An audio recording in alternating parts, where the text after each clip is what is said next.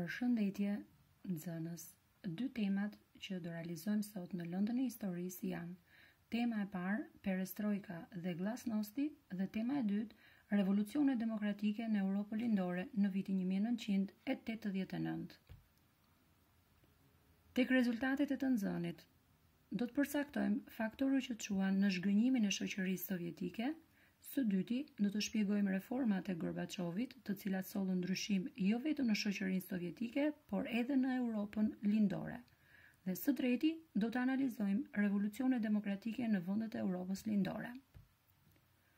Këtu kemi fjalët kyçe, perestrojk, glasnost, disident, solidarnost dhe revolucione demokratike. Burimet, teksti, interneti, pamje, foto.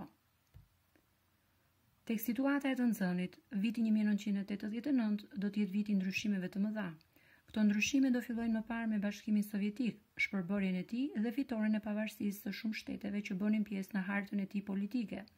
Më pas, ky ndryshim do të shtrihet edhe në vendet satelite të Bashkimit Sovjetik, pra në Europën lindore. Pakënaqësi dhe zhgënjim, kërkesa për ndryshim.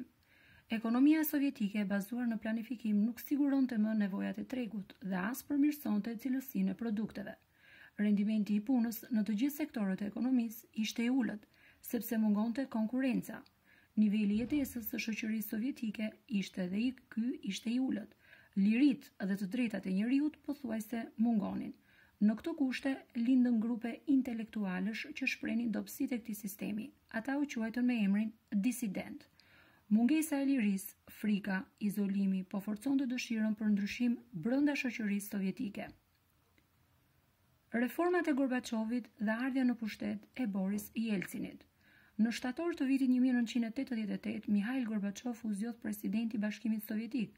Gorbachevi bëri dy reforma. Në planin e brendshëm bëri perestrojkën, që do thotë ndryshe ristrukturim, dhe së dyti glasnostin, që do thotë transparencë.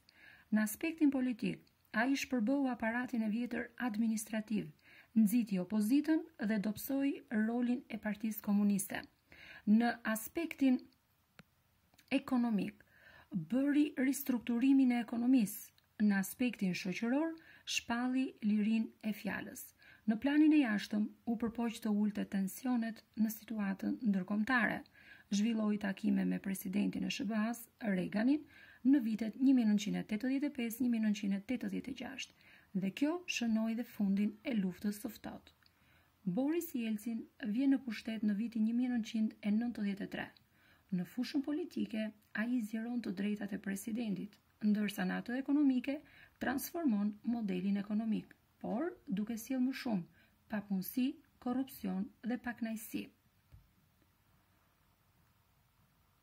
Polonia dhe Hungaria. Pra, si vinë revolucionet demokratike në Europën lindore.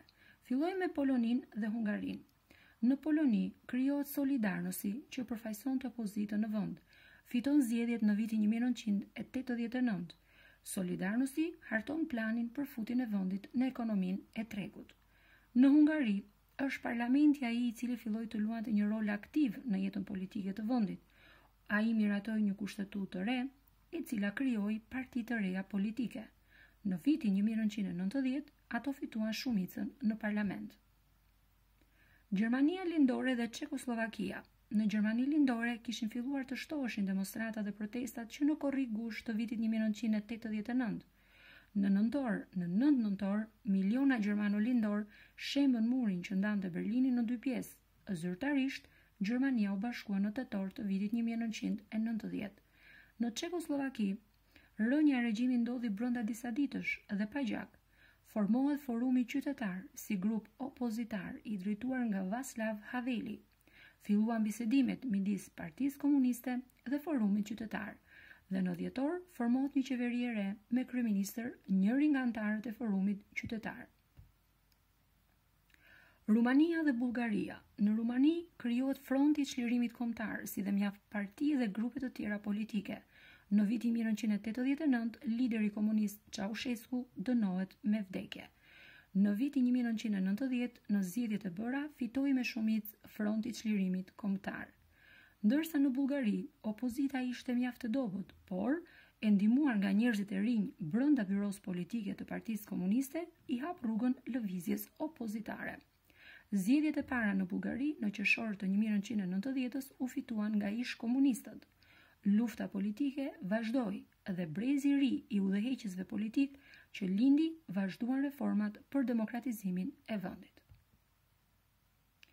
Detyrat që do të keni për të dyja temat janë: rubrika Kontrolloni njohurit, ushtrimi 1 dhe 2, faqe 120, dhe rubrika Kontrolloni njohurit, ushtrimi 1 dhe 2, faqe 123. Ju faleminderit.